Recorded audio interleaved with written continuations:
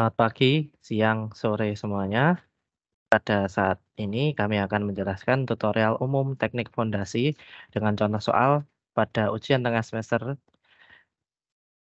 semester tahun ajaran 2023, Gasal 2022 dan 2023.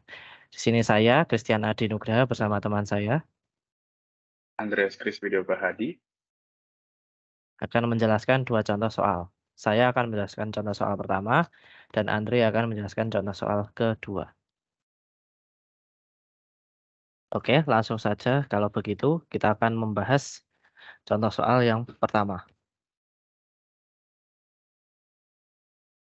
Diketahui sebuah kolom dengan dimensi 60 kali 60 cm persegi dengan kedalaman 1 meter di sebelah kanan batas tanah mendukung beban tetap sebesar P sebesar 700 kN, memiliki momen arah Y dan arah X sebesar 50 kN dan beban sementara sebesar P 800 kN dan terdapat juga momen arah Y dan arah X sebesar 65 kN dan negatif 60 kN. Data lain yang diketahui dari soal adalah tebal pondasi direncanakan 0,6 meter dengan berat unit beton sebesar 24 kN meter kubik.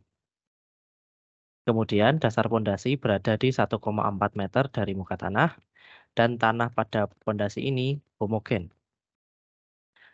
Berat unit tanah basah 15 kN meter kubik dan kohesi sebesar 14,5 kN.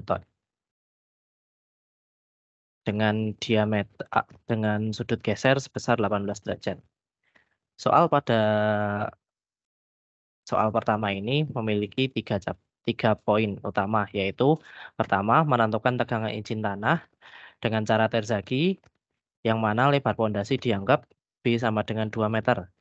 Kemudian, rencanakan pondasi yang aman dan hemat. Dan terakhir, gambarkan secara lengkap. Oke, langsung saja yang pertama. Telah diketahui sebelumnya, DF atau kedalaman pondasi berada di 1,4 meter.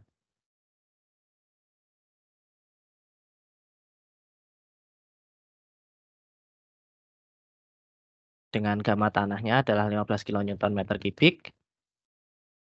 Setelah kita mengetahui gamma dan kedalaman tanah, kita bisa mencari Ki tanah dengan cara mengkalikan gamma dengan tebal tanah yang kita tinjau.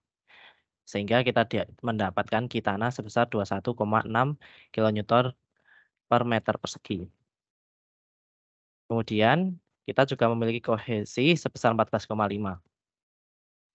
Karena tadi di soal diketahui bahwa lebar pondasi adalah kita asumsikan 2 meter, maka faktor bentuk pondasi yang kita gunakan adalah faktor bentuk persegi.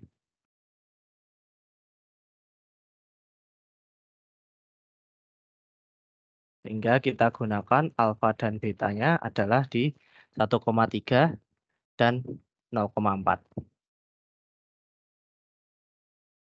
Kemudian kita juga memiliki sudut geser sebesar 18 derajat. Melalui sudut geser yang kita miliki ini, kita gunakan tabel nilai koefisien daya dukung tanah milik terzagi. Kita lakukan interpolasi pada data antara 15 dan 20 untuk mendapatkan nilai NC, NQ, N-gamma. Setelah diinterpolasi, kita mendapatkan nilai NC, NQ, N-gamma sebesar 15,78 untuk NC, 6,20 untuk NQ, dan N-gamma 4. Setelah kita mendapatkan berbagai parameter yang kita butuhkan, kita bisa dapat langsung mencari sigma ultimate neto dengan rumus seperti yang ada di sini. Kita bisa langsung masukkan angka-angka tersebut sehingga didapatkan nilai 454,653 kN per meter persegi. Itu menjadi sigma ultimate neto. Kemudian kita untuk mencari bruto tinggal ditambah dengan Ki tanah. Yang tadi kita sudah cari dengan hasilnya adalah 21 kN. Sehingga didapat sigma ultimate bruto adalah sebesar 475,653 kN per meter persegi. Nah, untuk mendapat tegangan izin tanah neto, kita tinggal membaginya dengan safety factor dari sigma ultimate neto yang telah kita cari sebelumnya. Sehingga didapat sigma tegangan izin tanah sebesar 151,551. Atau kita bisa bulatkan menjadi 150 kN per meter persegi untuk tegangan izin tanahnya. Kemudian kita bisa langsung masuk ke langkah pertama untuk menetapkan beban-beban yang terjadi pada fondasi yang akan kita tinjau ini. Pertama, tadi kita sudah ketahui bahwa kita mendapat P sebesar 700 kN dan momen arah Y juga momen arah X sebesar 50 kN. Sehingga beban tetap sama dengan besar P atau sebesar 700 kN. Kemudian kita bisa langsung masuk ke langkah kedua, letak RT atau beban tetap terhadap pusat kolom. Itu kita bisa tinggal membaginya, merupakan perbandingan antara momen dengan RT yang terjadi. Sehingga kita bisa masukkan saja untuk arah X kita menggunakan momen Y, dan untuk arah Y kita menggunakan momen arah X. Sehingga didapat koordinat untuk XT dan YT sebesar 0,071. Sehingga kita dapat gambarkan untuk letak RT seperti yang ada di gambar sebelah kanan ini. Sehingga kita terdapat pergeseran sejauh 0,071 meter baik ke arah X maupun arah Y.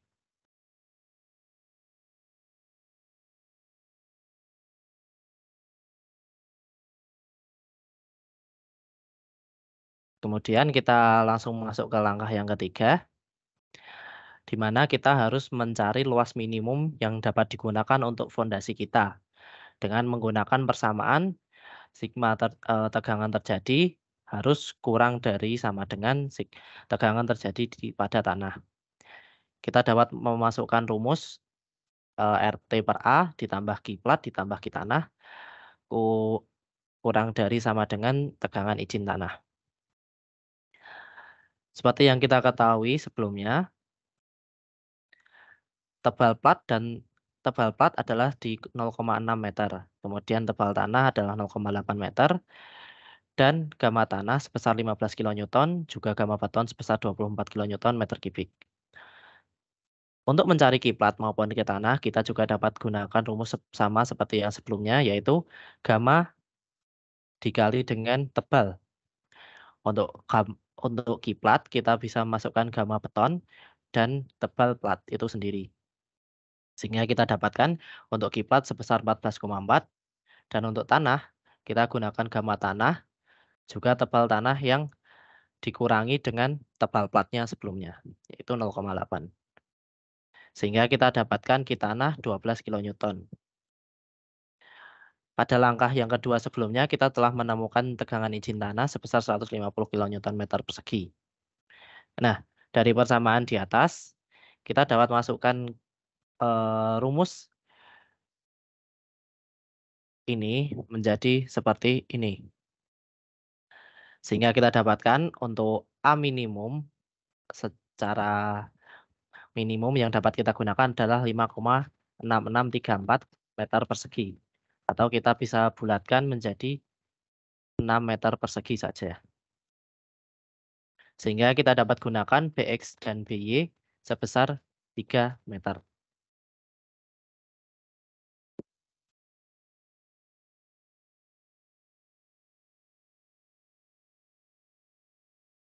Nah, kemudian kita bisa lanjutkan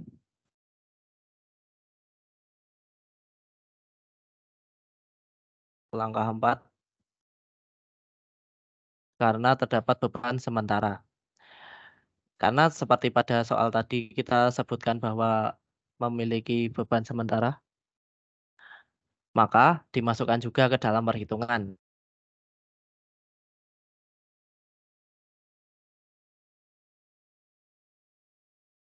Besar 65 dan negatif 60 kilonewton meter.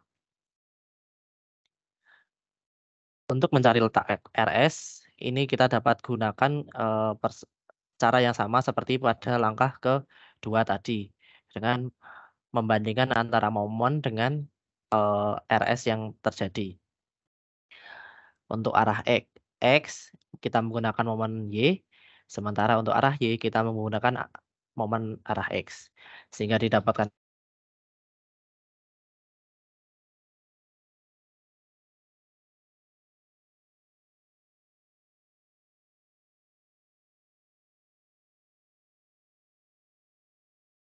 mencari eksentrisitas karena beban sementara, yaitu dengan cara mengurangi XS dengan XT yang terjadi.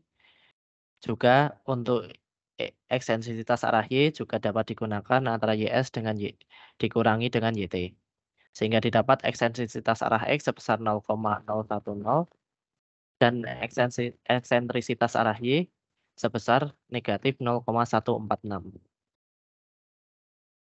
Kemudian karena kita terdapat eksentrisitas karena beban sementara yang terjadi,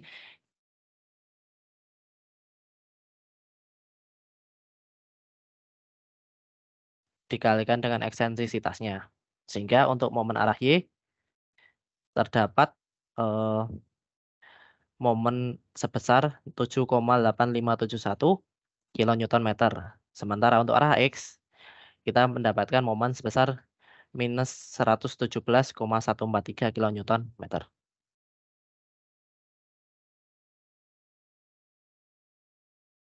Nah, setelah kita mendapatkan berbagai macam data yang kita miliki sebelumnya, dengan menggunakan rumus ini di atas, kita dapat mencari tegangan pada ujung pondasi. Sebelumnya kita belum memiliki inersia arah X maupun inersia arah Y.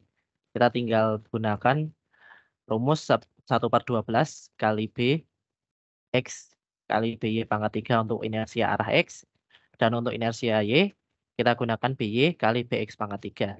Sehingga didapat inersia X 4,5 dan inersia Y 2 meter pangkat 4. Kemudian kita tinggal masukkan rumusnya ini untuk tiap ujung-ujung pondasi, sehingga untuk misal titik 1, ini kita masukkan koordinat X dan Y-nya ke dalam rumus di atas dengan data-data tadi yang kita miliki juga, didapatkan tegangan pada titik 1 sebesar 116,76 dan titik 2 ada di 124,61, titik 3 202,71 dan titik 4 sebesar 194,85. Kemudian untuk kita perbandingkan jarak titik yang terjauh dari eksentrisitas itu kita bandingkan dengan minimalnya sehingga harus lebih besar dari 0 dan titik terdekatnya dengan eksentrisitas menjadi maksimal dibandingkan dengan maksimal, yaitu dengan 1,5 kali tegangan izin tanah. Dan kita ini sudah aman. Oke, terima kasih untuk nomor 1.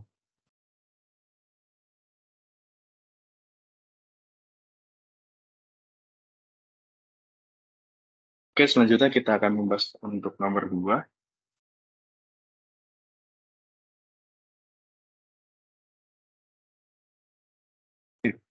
Pada soal nomor 2, diketahui dasar sebuah fondasi flat dengan tebal 0,7 meter mendukung beban 2 buah kolom pada sebuah bangunan bertingkat.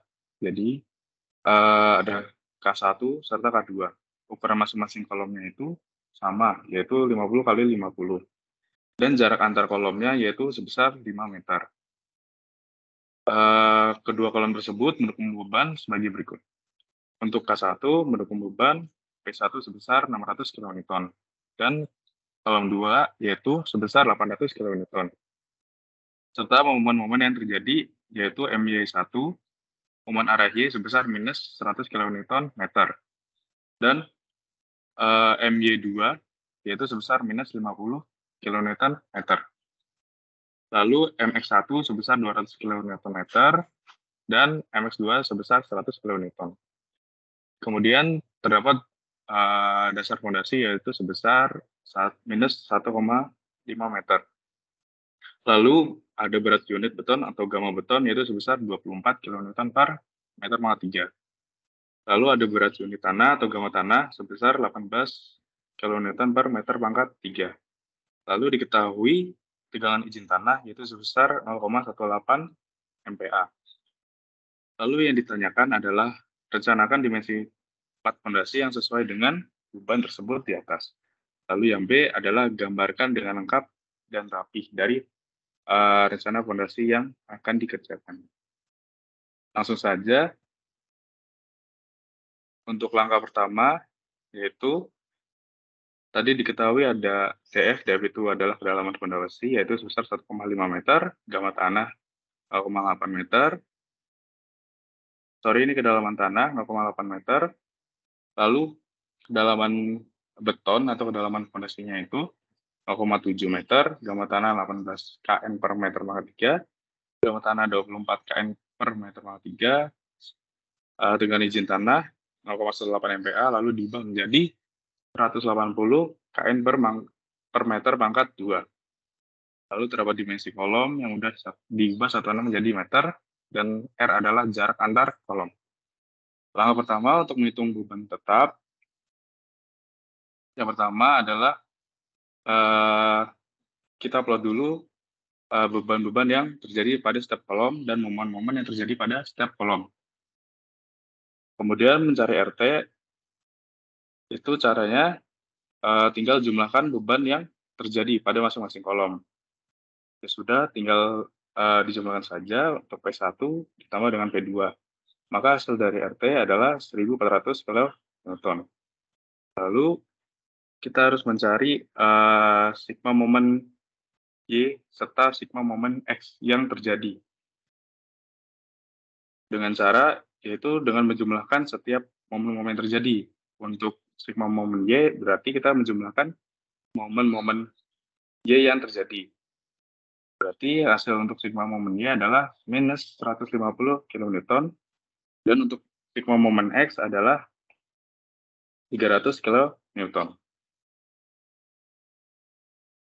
Setelah mencari RT, kita harus mencari letak RT-nya, letak beban yang terjadi, yaitu dengan mencari XT serta YT. XT dapat digunakan rumus P1 dikali X ditambah P2 dikali X ditambah sigma momen Y dibagi RT. X ini diambil dari K1. Jadi kita meninjau dari kolom 1. Kolom 1 yang ini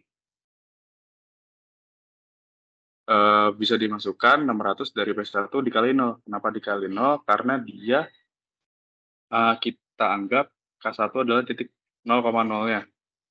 Dari sini 0, maka dari itu X-nya adalah 0. Lalu ditambah dengan 800 kali 5. X-nya di P2 ada 5. Karena dari jarak dari K1 ke K2 adalah sepanjang 5 meter. Lalu ditambah dengan sigma momen Y yang sudah kita dapatkan sebelumnya. Lalu dibagi dengan RT, yaitu sebesar 1.400. Lalu kita temukan hasil X-nya adalah 2,75 meter. Begitu pula untuk YT, sama halnya dengan mencari XT, tinggal ini terhadap Y, si Y-nya. Tinggal P1 dikali Y ditambah P2 kali Y tambah sigma momen arah X. Ini seharusnya X, bukan Y. Tinggal dimasukkan saja 600 kali 0 tambah 800 kali 0 tambah 300 per 1.400 didapatkan 0,21 meter. Setelah mendapat XT serta YT, kita dapat mencari luasannya, yaitu dari rumus sebagai berikut. Jadi harus kurang dari sama dengan sigma tanah. Setelah itu, rumus yang dapat kita operasikan yaitu A sama dengan RT dibagi sigma tanah dikurang kiplat dikurang Q tanah. Langsung kita masukkan saja. RT-nya tadi 1400 dibagi dengan sigma tanahnya. Sigma tanahnya itu sebesar 180 dikurang dari 0,7 dikali 24. 0,7-nya ini dari kedalaman atau ketebalan si fondasinya. Dikurang 0,8 dikali 18. 0,8 ini dari mana? Dari kedalaman tanahnya. Dari kali 18 dari gamma tanahnya. Maka didapatkan hasil 9,409 meter kuadrat. Setelah mencari luasan, kita bisa mencari setengah BX min. Dengan cara setengah dikali dimensi kolom dikali XT. Sudah, kita masukkan saja setengah dikali dimensi kolom yang kita miliki adalah 0,5 ditambah dengan XT. XT-nya tadi dapat dari sini. Maka hasilnya adalah sama dengan 3.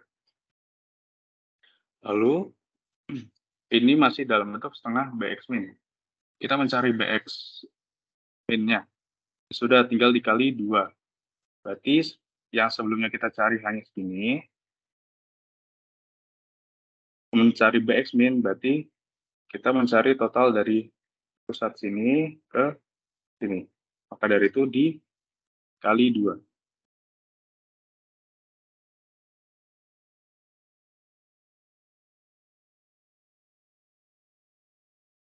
Dari tadi harusnya dari sini sampai sini. Gitu. Makanya hasilnya 6 meter. Setelah mendapatkan BX min, kita mencari BY min. BY min dapat kita dapatkan dari luasan yang dibutuhkan, yaitu sebesar 9,409 dibagi dengan BX min-nya, yaitu 6. Maka didapat hasil 1,568 meter. Setelah itu, ini masih setengah BY min, yaitu berarti dari titik eksentrisitas dari sini ke sini. Dikali 2 karena apa? Karena kita ingin mencari totalnya. Dari sini sampai bawah. Makanya dikali 2, yaitu didapatkan hasil 3,136. Lalu kita dapat bulatkan menjadi 3,5 meter. Maka A yang terpakai yaitu sebesar 21 meter persegi.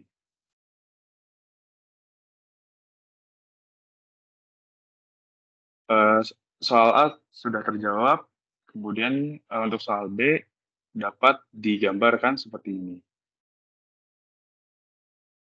Untuk R adalah 5 meter, tadi untuk BX min-nya itu sebesar 3 meter, masing-masing 3 meter, jadi total ada 6 meter. BY min-nya adalah sebesar 3,5 meter. Gitu.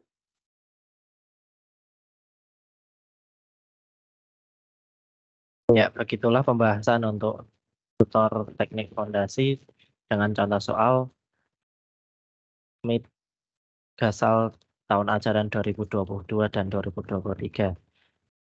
Saya Christian Nadi. Saya Andreas Kris. Kami mengucapkan terima kasih dan selamat belajar.